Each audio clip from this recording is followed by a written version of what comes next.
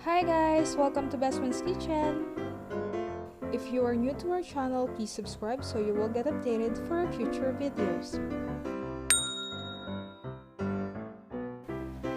Today, we're going to show you how to make oatmeal raisin cookies.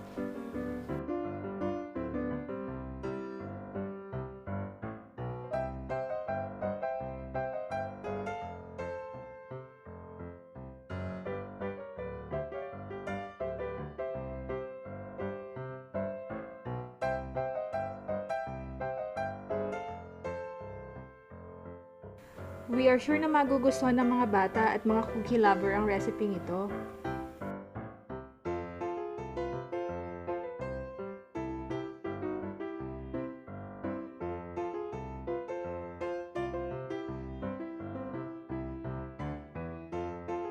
By the way guys, eto ang complete sets of ingredients na kakailanganin for this recipe.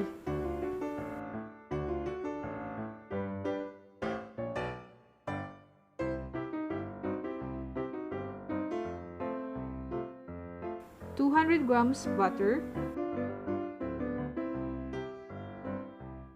1 cup granulated sugar, half a cup of brown sugar, 2 large eggs, 2 tablespoons cornstarch, 1 teaspoon cinnamon powder, 1 teaspoon salt, 1/2 teaspoon of baking powder, 2 1/4 cup of rolled oats, 1 1/4 cup of all-purpose flour, 1 teaspoon vanilla extract, and 1 cup of raisins. Okay, let's start! First, kailangan lang natin i-cream ang butter until lumambot siya at maging creamy. Kaya napaka-importanting gumamit ng butter na nasa room temperature para madali siyang i-cream. Pag creamy at malambot na ang ating butter, pwede na nating ilagay ang ating white sugar. Haluin lang itong mabuti hanggang mag-well combine.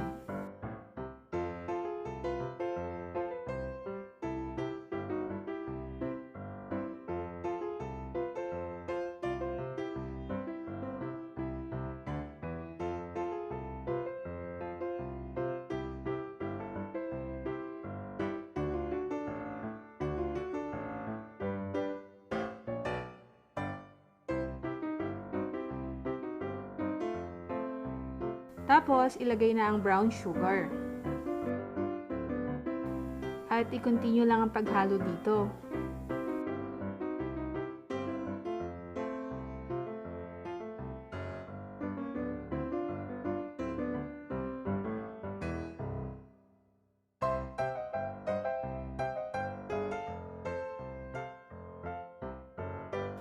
At sunod na ilagay ang mga itlog. Tapos, i-whisk lang natin para mag-properly combine ang itlog sa butter.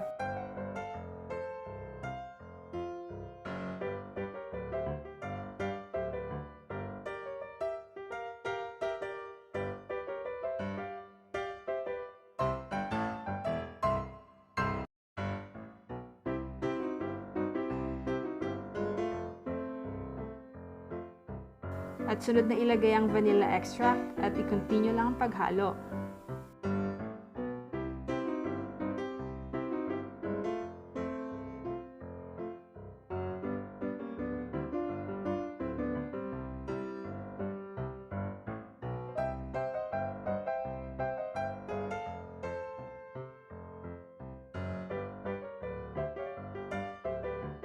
After that, ilagay na natin ang mga dry ingredients.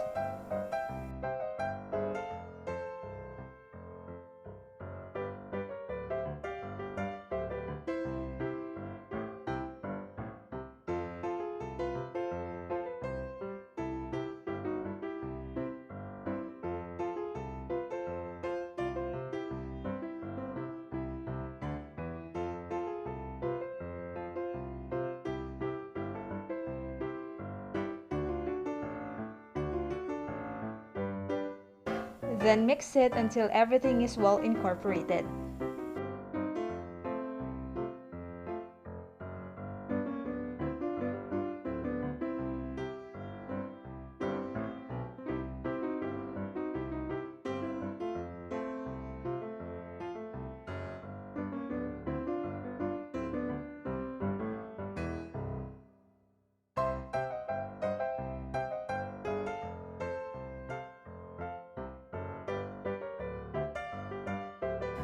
Sunod na ilagay ang rolled oats.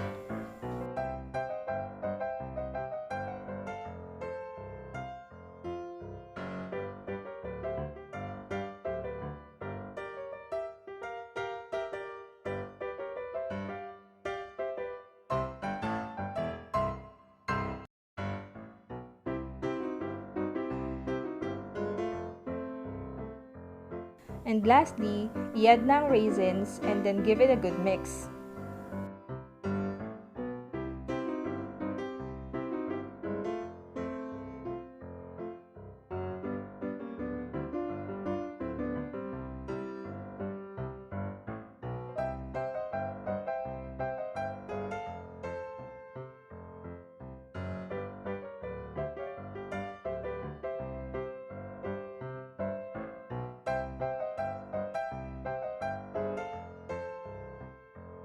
Pwede din kayo maglagay ng chocolate chips for additional flavor, but this is just optional.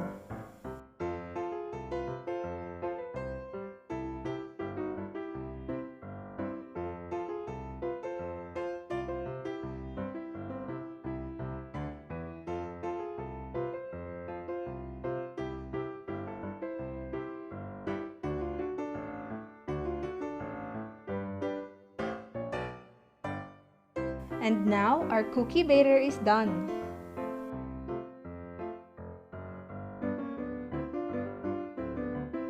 Takpan nyo lang ng plastic at ilagay sa fridge for 1 hour para mag-set.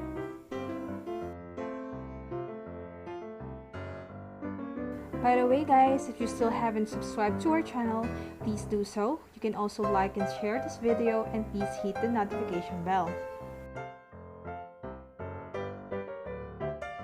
After 1 hour ng batter natin sa fridge, pwede na natin tong i-bake.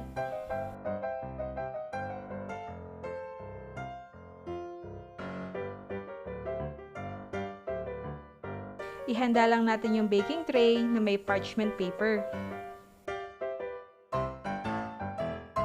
Tapos, using a 1 tablespoon, mag-scoop lang tayo ng full amount ng cookie batter.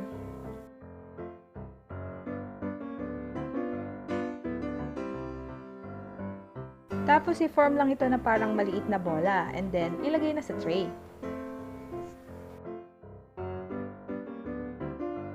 Huwag masyadong pagdikit-dikitin ng mga cookie. Mag-leave lang ng at least 2 inches space in between kasi may tendency pa itong mag-expand during baking.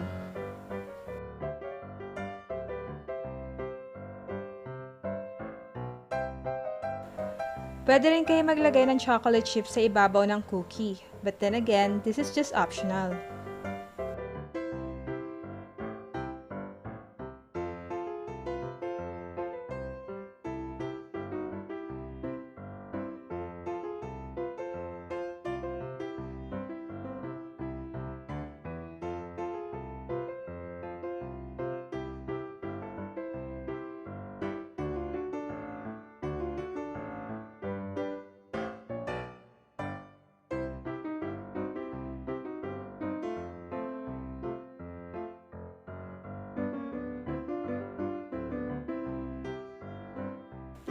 And now, ready na to for baking.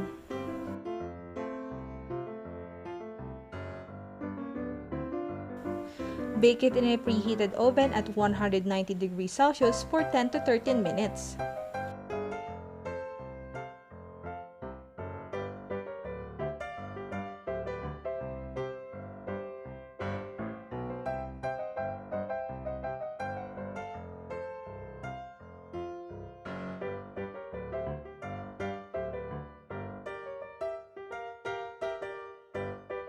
And here's how it looks like after baking.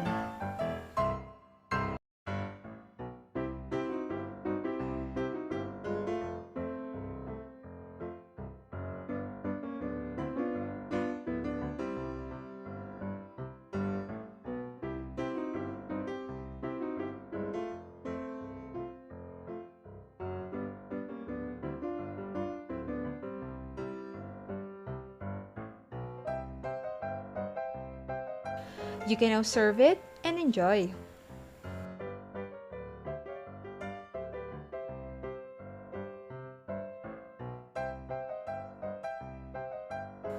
We are sure na magugustuhan ito ng mga bata kasabay ng kanilang favorite milk.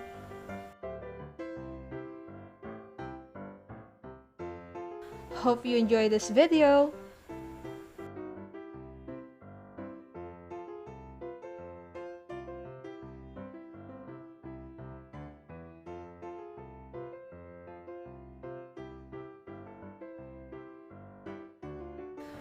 Thank you so much for watching.